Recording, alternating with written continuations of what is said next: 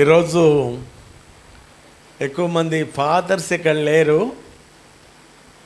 అయినప్పటికీ ఈరోజు fathers day కాబట్టి ఫాదర్స్ డే గురించిన కొన్ని లేఖన భాగాలు ప్రభు దగ్గర నేను ధ్యానం చేస్తూ ఉండగా ప్రభుని అడుగుతూ ఉన్నాను, ప్రభువా మరి ఫాదర్స్ డే గురించి ఏం మాట్లాడాలి ప్రభు అని అంటే దేవుడు కొన్ని అద్భుతమైన మాటలు నా గమనంలో తీసుకొచ్చాడు. ఆ మాటలు నేను మీకు తెలియచేస్తాను. ఒకవేళ ఫాదర్స్ తండ్రులు ఇక్కడ లేకపోయినా మన మందిరంలో ఉన్న కొన్ని కుటుంబాల గురించి నాకు తెలుసు. మరి తల్లి ఆ కుటుంబాన్ని గురించి ఎంతో బాధ్యత వహించి పిల్లల కోసం ఎంతో కష్టపడి పిల్లలను వృద్ధిలోనికి తీసుకువచ్చిన తల్లులు కూడా ఉన్నారు. అలాంటి వారందరిని బట్టి నేను దేవునికి స్తోత్రాలు సమర్పిస్తూ ఉన్నాను.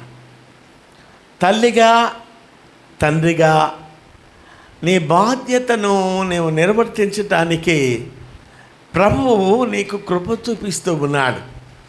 అందును బట్టి దేవునికి స్తోత్రాలు సమర్పిస్తూ ఉన్నాం. దేవుని వాక్యంలో నుండి ఒక వాక్య భాగాన్ని మనం చదువుకొని ధ్యానంలోనికి మనం వెళదాం. హెబ్రీయులకు రాసిన పత్రిక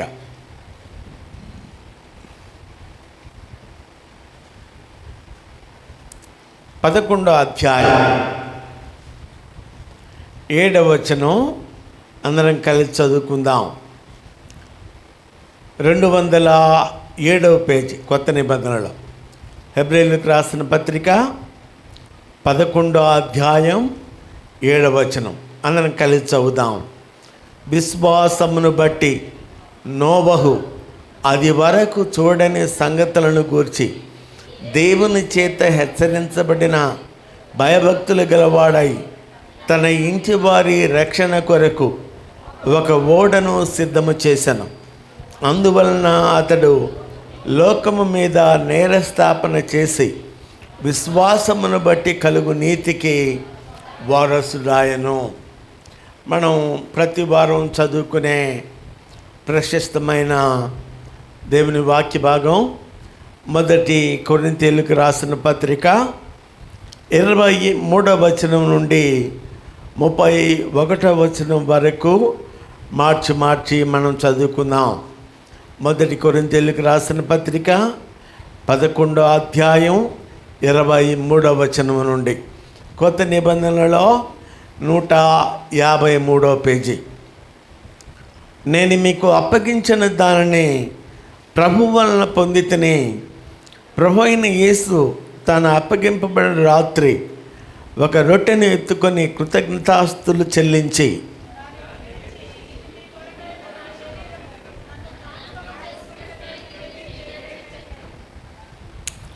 ఆ ప్రకారమే భోజనమైన పిమ్మట ఆయన పాత్రను ఎత్తుకొని, ఈ పాత్ర నా రక్తం వలన కొత్త నిబంధన, మీరు దీనిలోని త్రాగునప్పుడల్లా నన్ను జ్ఞాపకము చేసుకుంటకై దీనిని చేయడని చెప్పాను.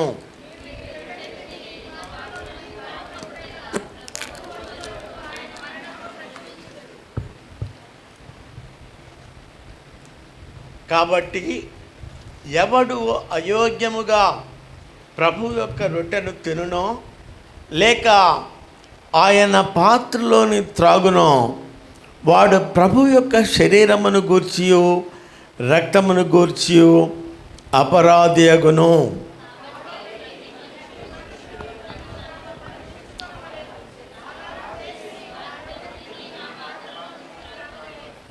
ప్రభువు శరీరమని వివేచింపక తిని త్రాగువాడు తనకు శిక్షావిధి కలుగుటకై తిని త్రాగుతున్నాడు.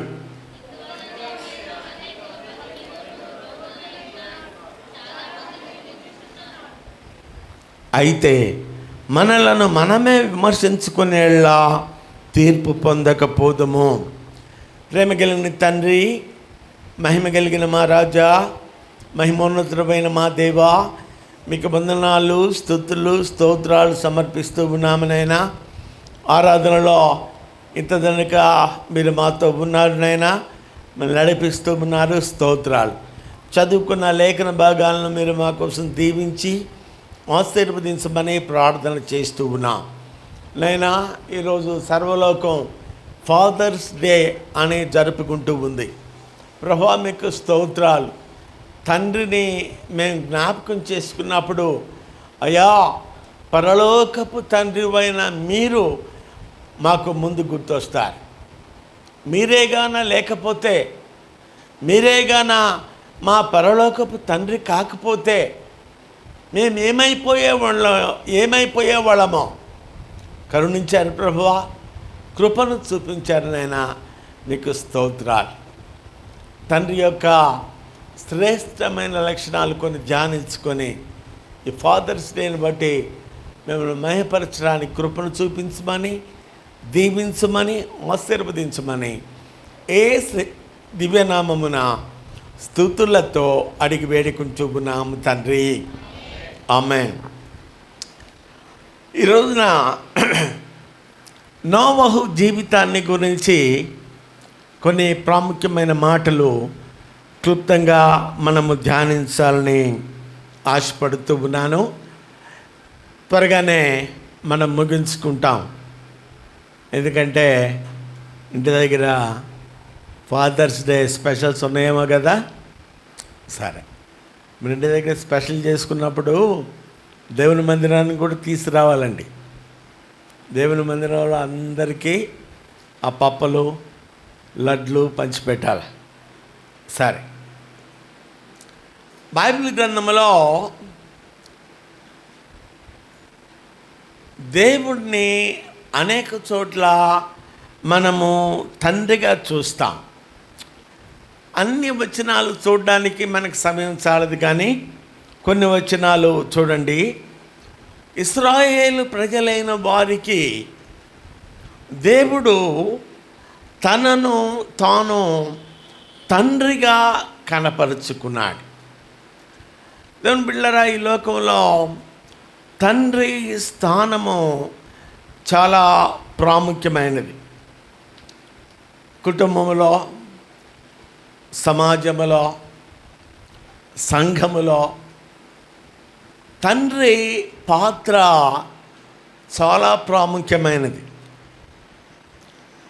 తండ్రి రక్షించబడిన వ్యక్తి అయితే, తండ్రి ప్రార్థనాపరుడైతే, తండ్రి బాధ్యత గలవాడైతే ఆ ఇంటిలోని పిల్లలు దీవించబడతారు, ఆశీర్వదించబడతారు. దేవునికి స్తోత్రాలు. దేవుడు నాకు అద్భుతమైన తల్లిదండ్రులను దేవుడు ప్రసాదించాడు. సంఘములో అనేక సార్లు నేను చెప్తా ఉంటాను. మేము మొత్తం 8 మంది పిల్లలు. చలికాలం రోజున ఆ మధ్య రూమ్లో మేమందరం ఒకళ్ళ పక్కన ఒకళ్ళ పడకలు వేసుకొని పడుకునేవాళ్ళం. మేము పడుకున్న తర్వాత మా తల్లి మోకాళ్ళ మీద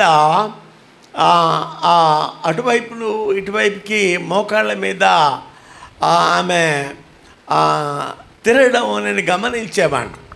అయితే ఆ చిన్న వయసులో నాకు అది అర్థం కాల, ఎందుకు అమ్మ అలా చేస్తుందని. నాకు ఊహ వచ్చిన తర్వాత నాకు అర్థమైన విషయం ఏంటంటే, నా తల్లి మా కోసం ప్రార్థన చేస్తూ ఉంది. దేవుని బిడ్డలారా, మీకు విషయం చెప్పనా, ఆ ప్రార్థనలు ఏమీ వృధాగా పోలేదు. దేవుని మహాకృపలో 8 మంది పిల్లలు రక్షింపబడ్డారు. 8 మంది పిల్లలు బాప్తిసం తీసుకున్నారు. 8 మందిలో 3 సంపూర్ణ సేవలో ఉంచి ఉన్నాం.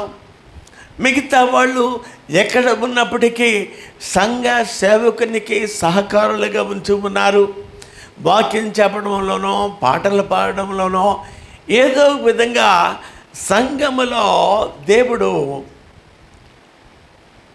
మా సహోదరులను, అందరికంటే చిన్నది చెల్లి, నా ముందు పెరిగింది. ఆమె ఇప్పుడు పెళ్ళై 2 పిల్లల తలైనా నాకు నా చిన్ననాటి చెల్లె కనిపిస్తూ ఉంటుంది. ఆమె ఈ మధ్యలో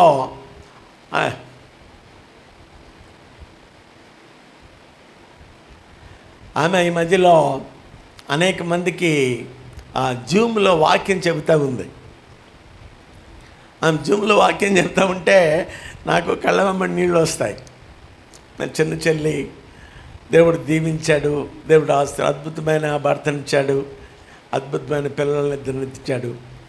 దేవుడు బిడ్డలారా, ఆ తల్లి చేసిన ప్రార్థన వృధాగా పోలేదు అని నేను మీకు జ్ఞాపకం చేస్తున్నాను. నేను ఒక విషయం మీకు మనవి చేయనా?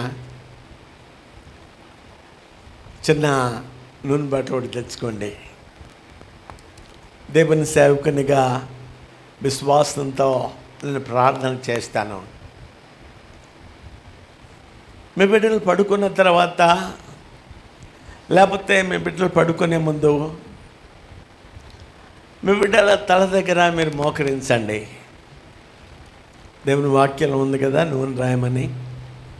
యాకోబు పత్రిక 5వ వచనం ప్రకారం విశ్వాసముతో ఆ నూనె రాసి మీ బిడ్డల కోసం ప్రార్థన చేయండి. ఒకవేళ మీ భర్తకి ఏదైనా సమస్య ఉంటే, రక్షణ లేకపోతే, మీ భర్తకు కూడా విశ్వాసముతో ఆ నూనె రాసి ప్రార్థన చేయండి. అద్భుత కార్యాలు మీరు చూస్తారు. ఇంటర్మీడియట్ చదివే రోజుల్లో నేను ఎంత అల్లరి చెల్లరిగా తిరిగామని అంటే, ఇక్కడున్న వాళ్ళు ఎవ్వరు నా అంత అల్లరోళ్ళు కాదు. చాలా అల్లరోండి, చాలా మురికి పనులు చేసామండి.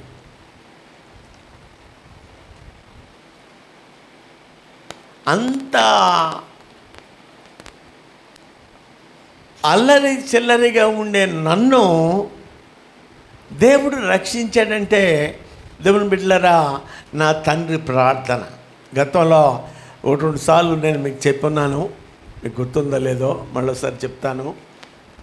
ఈరోజు ఫాదర్స్ డే కాబట్టి నా తండ్రిని నేను జ్ఞాపకం చేసుకోవడం అనేది నాకు కూడా ఎంతో సంతోషం. చాలా బాధపడతా ఉండేవాడిని. మా నాన్నగారు 2 ఏళ్ల క్రితమే 94 సంవత్సరాల్లో వయసులో చనిపోయారు. ప్రభువా, నాన్న ఇంకొంతకాలం ఉంటే బాగుండేదేమో కదా అని అనుకునేవాడిని. కానీ ఈ మధ్యన అలా అనుకోవటం, ప్రభువా నీ చిత్తం, నీ స్వంత సమయంలో మీ దోషాన్ని తీసుకున్నా, నీకు వందనాలను చెప్పడం నేర్చుకున్నా. నేను అల్లరి చిల్లరిగా తిరిగే రోజుల్లో ఇంటర్మీడియట్ చదువుతూ ఉన్నాను. ఇంటర్మీడియట్ చదివే రోజుల్లో మాకు రిజల్ట్స్ పేపర్లో వచ్చేవి. పేపర్లో వచ్చినప్పుడు నేను 2nd క్లాస్లో పాస్ అయినట్టు వచ్చింది. అల్లరి చిల్లరిగా తిరిగేవాడు 2nd క్లాస్లో పాస్ అవుతాడా?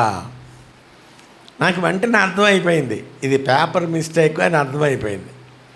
కానీ మా వాళ్ళంతా అబ్బా ఇంకెంత హ్యాపీగా ఫీల్ అయిపోయారంటే, అందరూ మా నాన్న దగ్గరికి వచ్చి, మీ అబ్బాయి బాగా చదువుతున్నాడయ్యా, 2nd క్లాస్లో పాస్ అయ్యాడయ్యా. ఆ రోజుల్లో మా తమ్ముడు ఎఫ్రాయిన్ తెలుసు కదా మీకు, 8 సంవత్సరాలు మాకు కనబడలా. అది వేరే సంగతి, ఎప్పుడని చెప్తాను. దేవుడు అద్భుతంగా ఆయన తీసుకొచ్చాడు. మా తమ్ముడు ఇంట్లో వెళ్ళిపోయాడు, చెప్పకుండా వెళ్ళిపోయాడు. సో అమ్మ వాడి ఫోటో ఎదురుగా పెట్టుకొని ఎప్పుడూ ఏడుస్తూనే ఉండేది. అమ్మ ముఖంలో కొంచెం సంతోషం ఎప్పుడు చూశానంటే, నేను ఇంటర్మీడియట్ పాస్ అయిన తర్వాత. సరే, చిన్నప్పటి నుంచి కొంచెం బుర్రున్నవాడినే. సరే, వైజాగ్లో, అంటే వైజాగ్ దగ్గర మా పెద్దమ్మ ఉండేది. ఆమె నన్ను ఎంతగానో ప్రేమించేది.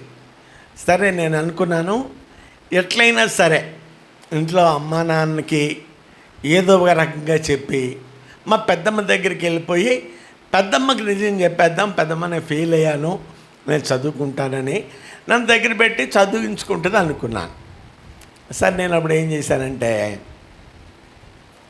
ఒక లెటర్ తీసుకున్నాను, బట్లర్ ఇంగ్లీష్లో ఉత్తరం రాశాను. ఇంకో పని ఏం చేశాను తెలుసా, కింద సంతకం ఉంటుందే గ్రీన్ ఇంక్తో పెట్టాను. బురగల్లవండే కాదా.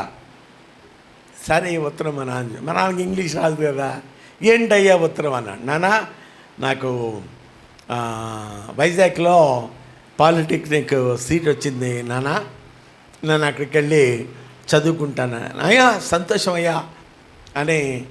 ఇంకా మా అమ్మ అయితే ఎన్ని పిండి వంటలు చేసిందో, బిడ్డ చాలా దూరం వెళ్తున్నాడని గారెలు బూరెలు.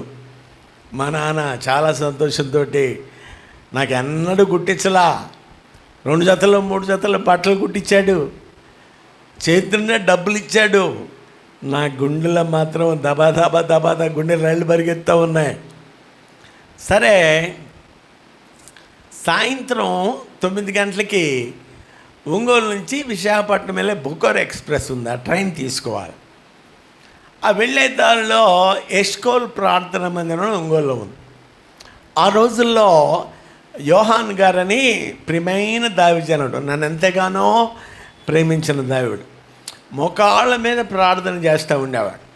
దేవుని బిడ్డలారా, దయ్యం పట్టిన వాళ్ళని మందిరానికి తీసుకొస్తారు కదా, ఇలాగా ఆయన పైన ఆయన రూమ్లో నుంచి మెట్లు దిగి వస్తుండగానే ఆయన ముట్టుకోని అవసరం లేదు, ఆయన చూడగానే పారిపోయాడు. అంత ప్రార్థనా పరుడు అన్నమాట.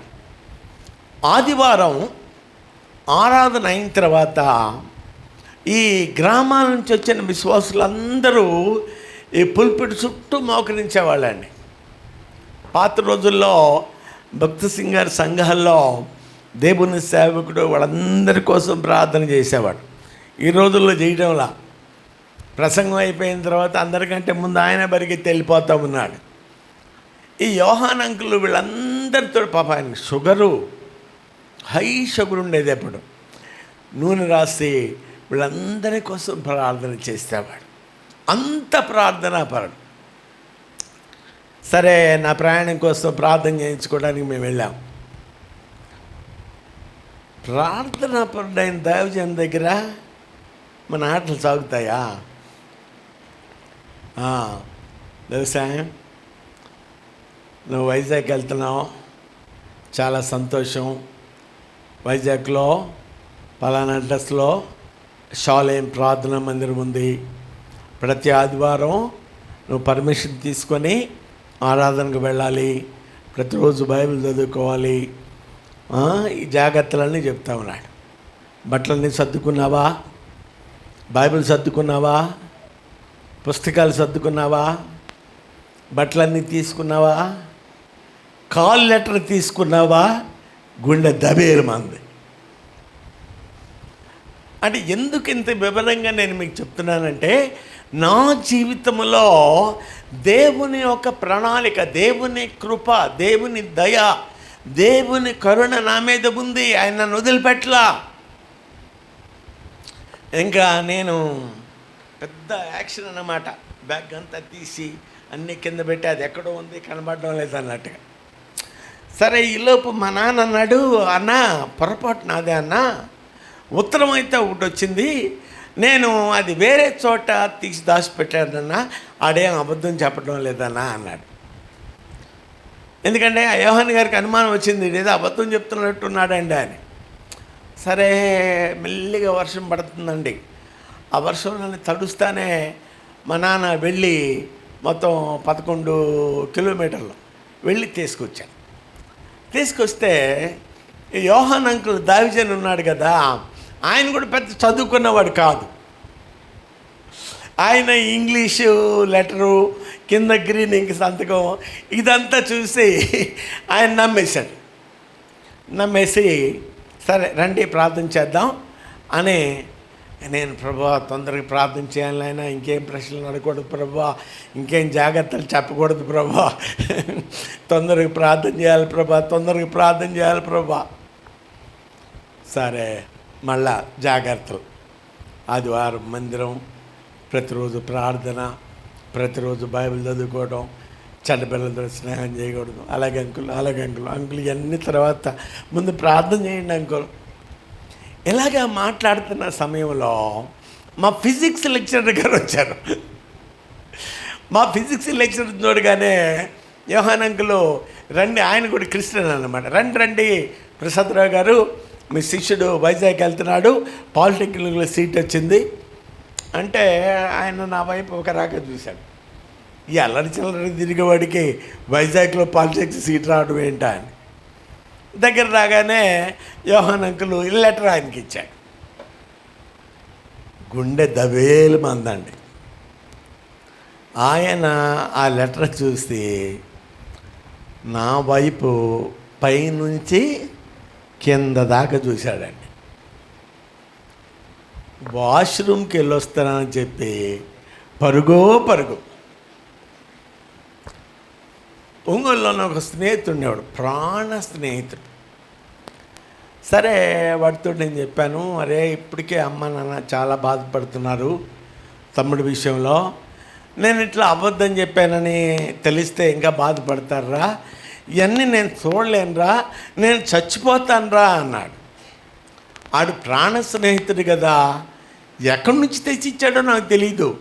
ఒక స్ట్రిప్ 10 ట్యాబ్లెట్లు స్లీపింగ్ పిల్స్ తెచ్చిచ్చాడు.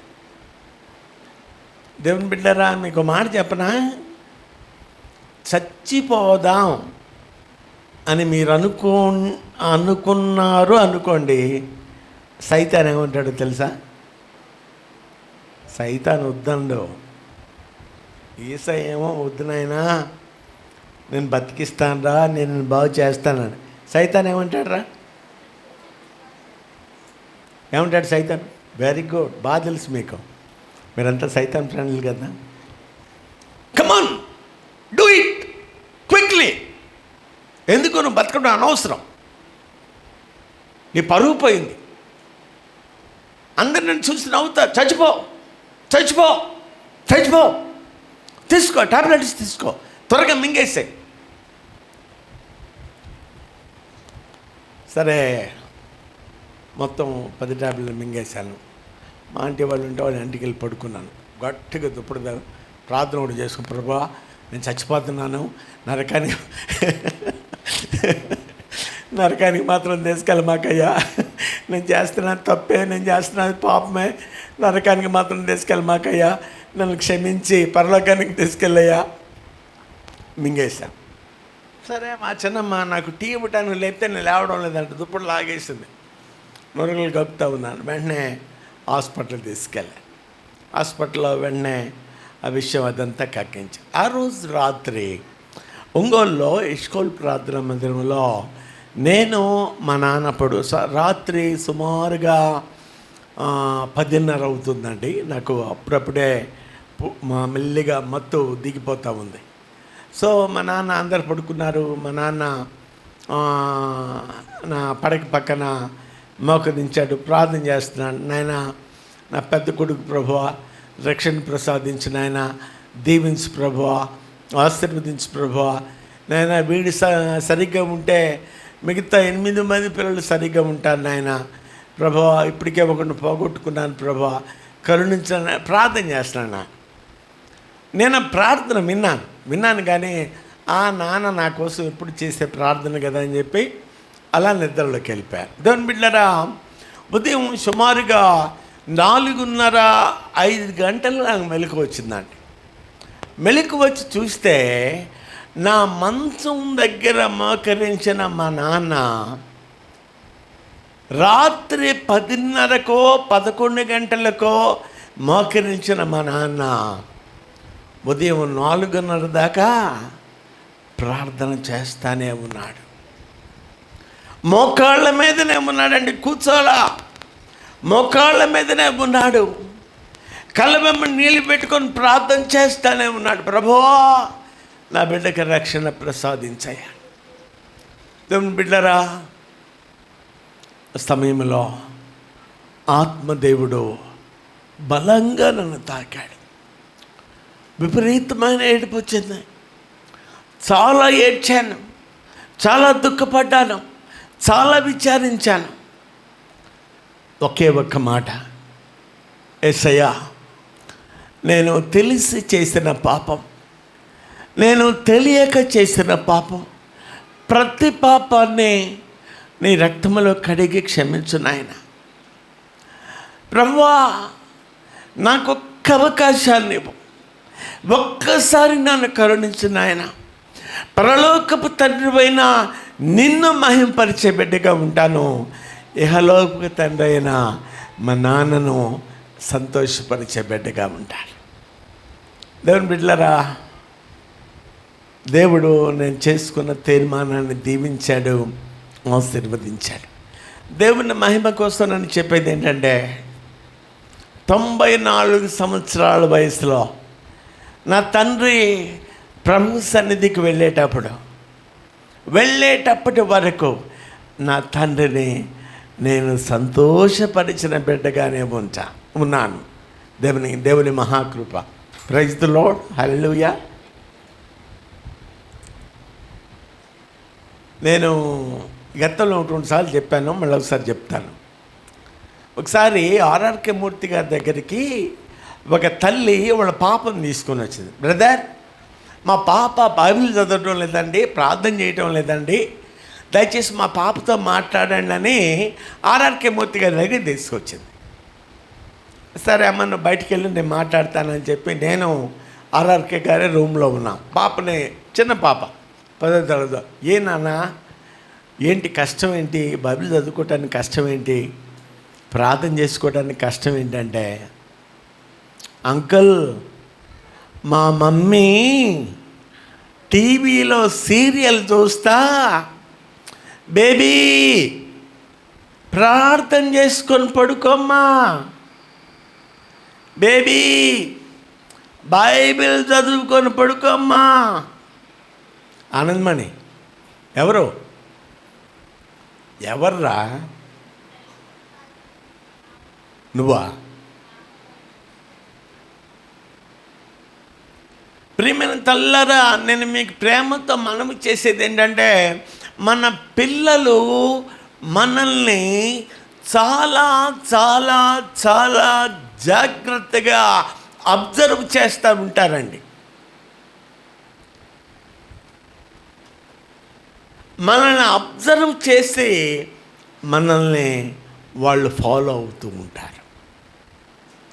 సో అప్పుడు ఆర్ఆర్కే మూర్తి గారు ఆ సిస్టర్ గారిని పిలిపించి, అమ్మా, మారాల్సింది పాప కాదమ్మా, మారాల్సింది ఎవరు? నువ్వు. సీరియల్ ఆపేసాయి, టీవీ ఆపేసాయి,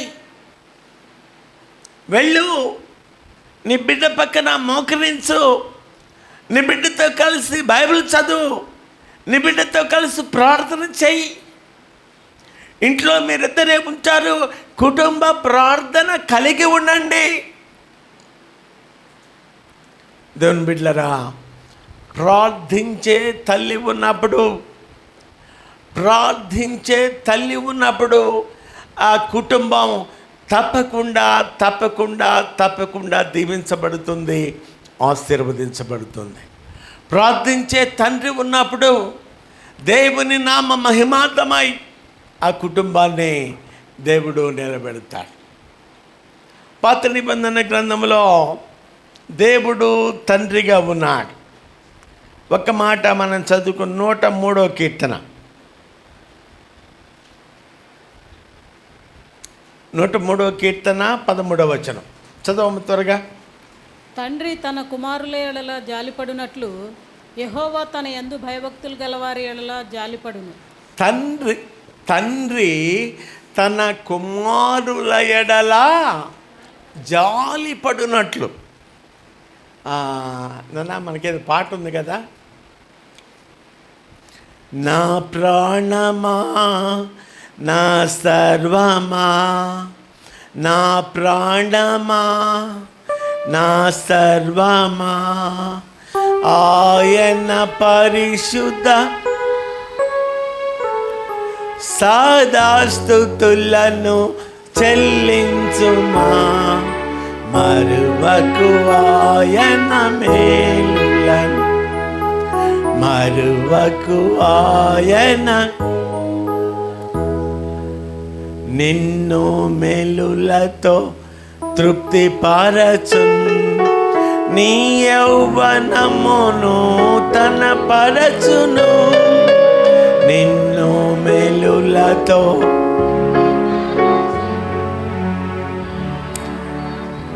నూతన పరచును.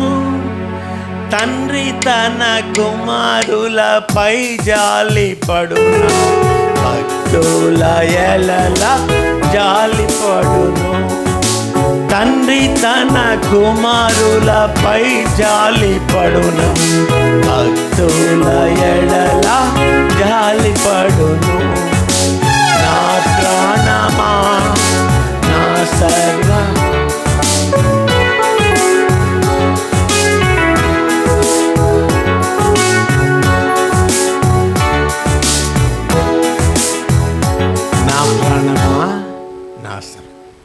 తండ్రి తన బిడ్డల మీద జాలి పడేటట్లు ఆయన మన మీద జాలి పడతాడు. మత్తయి సువార్త 7:11 ఇంకో మాట చూడండి, త్వరగా చదవమ్మా. మత్తయి 7:11. మత్తయి 7:11. మీరు చెడ్డవారయుండియు, మీరు చెడ్డవారు, మీ పిల్లలకు మంచి ఈవులు నీయనెరుగు ఉండగా, మీ పిల్లలకు మంచి ఈవులు ఉండగా, పరలోకమందున్న మీ తండ్రి, పరలోకమందున్న మీ తండ్రి తను అడుగు వారికి అంతకంటే ఎంతో నిశ్చయముగా మంచి ఈవులనిచ్చును. పరలోకమందున్న తండ్రి మన తండ్రి. ఇంకో మాట చూడండి, ఆయన మనల్ని దత్తత తీసుకున్నాడంట. దత్తపుత్రుడమ్మా. రోమా 8:15.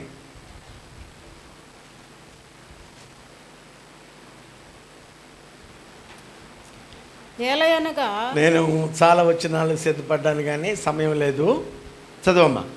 ఏలయనగా మరలా భయపడుటకు మీరు దత్తపుత్రాత్మను పొందలేదు కానీ దత్తపుత్రాత్మను పొందితిరి.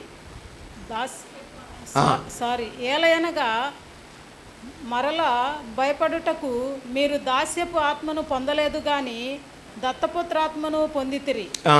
ఆత్మ గలవారమై మనము అబ్బా తండ్రి అని మొరపెట్టుచున్నాము. అబ్బా తండ్రి, అబ్బా అని ఎవరు పిలిచారు బైబిల్లో చెప్పండి, త్వరగా చెప్తారా ఎవరన్నా? ప్రభువైన యేసుక్రీస్తు వారు. మీరు అది చూసారా? యేసయ్యను సిలువ వేసే ఇదేంటి? Passion of the Christ. నా దేవా నా దేవా నన్నేల చేయి విడిచి, అబ్బా అని పిలుస్తాడు. అబ్బా తండ్రి. ఆయన మన ఎడల ఎలాంటి జాగ్రత్త కలిగి ఉన్నాడు? ఒక మాట, 1 యోహాను పత్రిక 3వ అధ్యాయం 1వ వచనం. 1 యోహాను పత్రిక 3వ అధ్యాయం 1వ వచనం.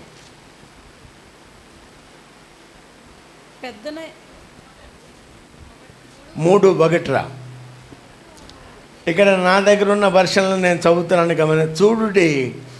మనము దేవుని పిల్లలమని పిలువబడుటకు తండ్రి మనకు ఎటువంటి ప్రేమను అనుగ్రహించను, మరియు మనము ఆయన పిల్లలమే.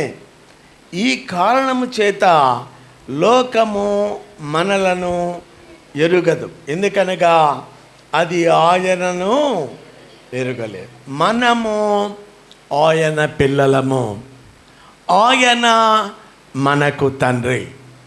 ఈ ఫాదర్స్ డే గుర్తుపెట్టుకోవాల్సిన విషయాలు. దేవుని బిడ్డలారా, నోవహు జీవితంలో ఉన్న కొన్ని ప్రాముఖ్యమైన విషయాలు చూసుకొని త్వరగా మనం ముగించుకుందాం. ఇక్కడ ఆదికాండం 6వ అధ్యాయం 8-9 వచనాలు చదవమ్మా. త్వరగా చదవాలి, బిగ్గరగా చదవాలి. అయితే నోవాహు యెహోవా దృష్టి యందు కృప పొందినవాడాయను. నోవాహు వంశావళి ఇదే. నోవాహు నీతిపరుడును తన తరములో నిందారహితుడనై ఉండెను. నోవాహు దేవునితో కూడా నడిచినవాడు. చాలమ్మా. ఇక్కడ నోవహు జీవితంలో ఉన్న ఒక శ్రేష్టమైన లక్షణం ఏంటంటే, నోవహు కృప పొందినవాడు. నోవహు దేవునితో నడిచినవాడు. ప్రియమైన తల్లి, నువ్వు కుటుంబాన్ని నడిపిస్తూ ఉన్నావు, బాధ్యతలను తీసుకుంటూ ఉన్నావు అని తెలుసు. కుటుంబాన్ని నడిపించే ఓ తండ్రి, నీ జీవితంలో ఉండాల్సిన ఒక ప్రాముఖ్యమైన లక్షణం ఏంటంటే, నోవహు దేవునితో నడిచిన. ఇంకొక ఆయన దేవునితో నడిచాడంట. ఎవరు చెప్పండి? హనోకు దేవునితో నడిచాను గనుక దేవుడు అతన్ని, అంటే ఒక దైవజనుడు చెప్పాడు, ప్రతిరోజు నోవా హనోకును దేవుడు కొంతసేపు నడుస్తూ ఉంచారంట మాటలన్నీ అయిపోయిన తర్వాత హనోకు అంటే, ప్రభా మరి నేను వెనక్కి వెళ్ళిపోతాను నాయన, ఇంటికి వెళ్ళిపోతాను. సరే హనోకు వెళ్ళి ఒకరోజు అలా మాట్లాడుకుంటా పరలోక గేటు దాకా వచ్చారంట.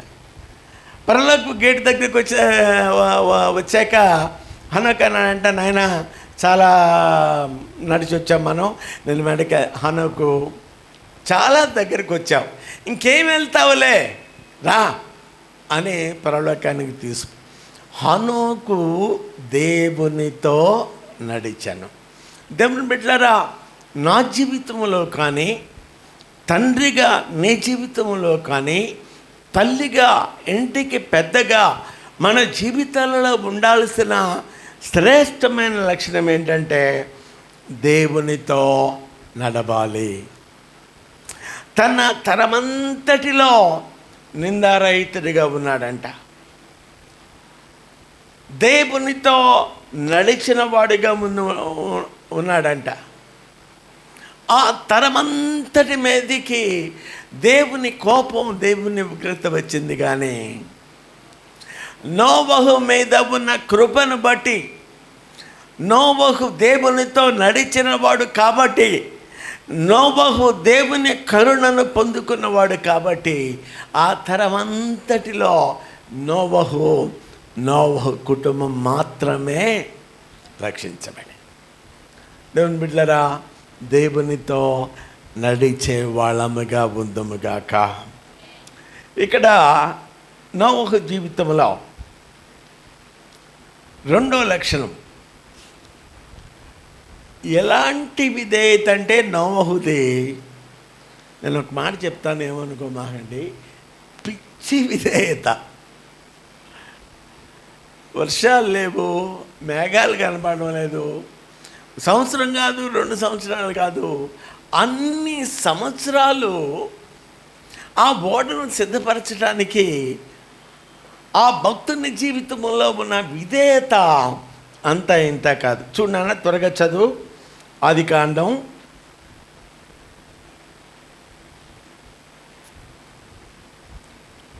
6వ అధ్యాయం 13-14 వచనాలు. దేవుడు నోవహుతో, సమస్త శరీరుల మూలముగా భూమి బలాత్కారంతో నిండి ఉన్నది గనుక నా సన్నిధిని వారి అంతము వచ్చి ఉన్నది. ఇదిగో, వారిని భూమితో కూడా నాశనము చేయుదును. చితిసారపు మ్రానుతో నీ కొరకు ఓడను చేసుకొనుము. అరలు పెట్టి ఆ ఓడను చేసి లోపటను వెలుపటను దానికి కీలు పూయవలేను. 22వ వచనం చదవమ్మా. నోవహు అట్లు చేసెను.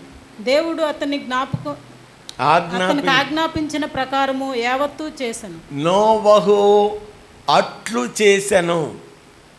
ఒకసారి హనుమకొండలో అది హార్వెస్ట్ ఫెస్టివల్, బాప్టిస్ట్ చర్చ్, అక్కడ వాక్యం చెప్పాను నేను. నోవహు అట్లు చేశానంటే, ఆ సంఘ పెద్ద ఒక ఆయన, మేము వెళ్ళి ఆ రూమ్లో కూర్చున్నాం, ఆయన సీరియస్గా కంకార్డెన్స్ తీసి, అయ్యగారు అట్లు చేశాను అని నోవహు గురించి చెప్పారు కదా, ఎక్కడండి అట్లు చేసింది? అట్లు చేశాడంటే తినే అట్లు కాదు నాయన, అలా చేశాడు. నేను అలా అనుకోలేదయ్య గారు. అంటే హార్వెస్ట్ ఫెస్టివల్ కదా, హార్వెస్ట్ ఫెస్టివల్ అన్నీ తినేయే ఉంటాయి. సో ఆయన ఏమనుకున్నాడంటే తినే అట్లు అనుకున్నాడు. నోవహు అలా చేశాడు, దేవుడు చెప్పినట్లు చేశాడు. హెబ్రీయులకు రాస్తున్న పత్రిక 11వ అధ్యాయం 7వ వచనం త్వరగా చదవమ్మా. హెబ్రీ 11:7. విశ్వాసమును బట్టి నోవాహు అది వరకు చూడని సంగతులను గూర్చి దేవుని చేత హెచ్చరింపబడి భయభక్తులు గలవాడై తన ఇంటివారి రక్షణ కొరకు ఒక ఓడను సిద్ధము చేసెను. భయభక్తులు గలవాడై ఇంటి వారి రక్షణ కొరకు ఒక ఓడను భయభక్తులు కలిగిన తల్లివైతే, భయభక్తులు కలిగిన తండ్రివైతే నీ బిడ్డలకు రక్షణ ఓడను నువ్వు సిద్ధం చేయాలి. నీ బిడ్డల రక్షణ కోసం నువ్వు ప్రార్థన చేయాలి. ఈరోజు నా పిల్లాడు ఫెయిల్ అయిపోతే చాలా బాధపడుతున్నావు, కానీ పిల్లాడు రక్షణ పొందకపోతే, అమ్మాయి బాప్తిసం తీసుకోకపోతే, విశ్వాసులైన తల్లిదండ్రులు ఏమాత్రం బాధపడడం, ఏమాత్రం. దేవుని బిడ్డలారా, అంటే మేమేదో గొప్ప అని మమ్మల్ని గురించి మేము చెప్పుకోవడం కాదు, కానీ నా కుమారుడు వాడు బాప్తిసం తీసుకోవడానికి చాలా ఆలస్యం చేసేవాడు. వాళ్ళమ్మ, నేను నాయనా నీ వయసులో మేము రక్షించబడ్డావురా, నీ వయసులో మేము బాప్తిసం తీసుకున్నావురా, నువ్వు బాప్తిసం తీసుకోవాలి. ప్రభు సన్నిధిలో నేను ఒప్పుకుంటున్నాను, కొంచెం బలవంతంగా వాడికి బాప్తిసం ఇప్పించా. దాన్ని బట్టి వాడి జీవితాన్ని కొంచెం మలుచుకున్నాడు. ఒక భయం అనేది, అయ్యో నేను బాప్తిసం తీసుకున్న వ్యక్తిననే భయం తన హృదయంలో ఉండేది. కనుక భయభక్తులతో ఓడను సిద్ధం చేశాడు. మూడవది, నోవహు జీవితంలో మనము విశ్వాసము చూస్తామండి. యేసయ్య ఓ మాట అన్నాడు తోమాను చూస్తే, నువ్వు చూసి నమ్మావు, చూడక నమ్మేవాళ్ళు చూడకుండానే నోవహు నమ్మాడు. కనుక దేవుని బిడ్డలారా, వీటన్నిటితో పాటు ఆదికాండం 8వ అధ్యాయంలో మనం చూస్తే నోవహు ఆరాధించేవాడు. తల్లులారా, మీరు ఆరాధించండి. దేవుని బిడ్డలారా, దేవుని మందిరానికి సమయానికి రండి, క్రమంగా రండి. దేవుని భాగాన్ని దేవునికి ఇవ్వండి. దేవుని యందు భయభక్తులు కలిగి ఉండకపోతే, దేవుని మందిరంలో జరిగే నియామక కూటాలకు రాకపోతే, దేవునికి ఇవ్వాల్సిన భాగాన్ని దేవునికి ఇవ్వకపోతే, దేవుని బిడ్డలారా, నేను మిమ్మల్ని భయపెట్టాలని ప్రయత్నం చేయడం వల్ల ప్రేమతో వాన్ చేస్తామున్నా నష్టపోతారు మీరు. దేవుని మందిరాన్ని విడిచిపెట్టే వానికి శ్రమ. ఆనందమని నేను ప్రేమతో మనవి చేస్తూ ఉన్నాను. ఒకప్పుడు ప్రతి మీటింగ్కి నువ్వు క్రమంగా వచ్చేదానివి, ఇప్పుడు రావడంలా. దేవుని మందిరాన్ని ప్రేమించాలా ఆనందరావు? దేవుని మందిరాన్ని ప్రేమించాలా? దేవుణ్ణి ప్రేమించాలా? దేవుని బిడ్డలారా, దేవుని ప్రేమించడం మానేసి నష్టపోవద్దు. నోవహు జీవితంలో ఉన్న ఒక శ్రేష్టమైన లక్షణం ప్రభువును ఆరాధించేవాడు. ఎప్పుడైతే ఆరాధించాడో దేవుడంట ఆకాశంలో ఏముంచాడు? మేఘధనస్సును ఉంచాడు. ఇంద్రధనుస్సు అంటే ఒక అబ్బాయి నన్ను అడిగాడు, పాస్ గారు ఇంద్రుడు ఉన్నాడా? ఇంద్రధనుస్సు అని రాశారు. అయ్యా, తర్జుమాలో రాసింది మేఘధనస్సు, ఇంద్రధనస్సు. ఇంకెప్పుడు భూమిని నాశనం చేయాలి. దేవుని బిడ్డలారా, విశ్వాసము కలిగిన తండ్రి, విధేయత కలిగిన తండ్రి, దైవభక్తి కలిగిన తండ్రి, ఈ మంచి లక్షణాలు మన జీవితంలో కలిగి ప్రభువును మాయంపరుచుదాముగాక. దయచేసి మోకరించండి, ప్రభు బలలో పాలు పొందుదాం. నీ రక్తమే నీ రక్తమే నన్ను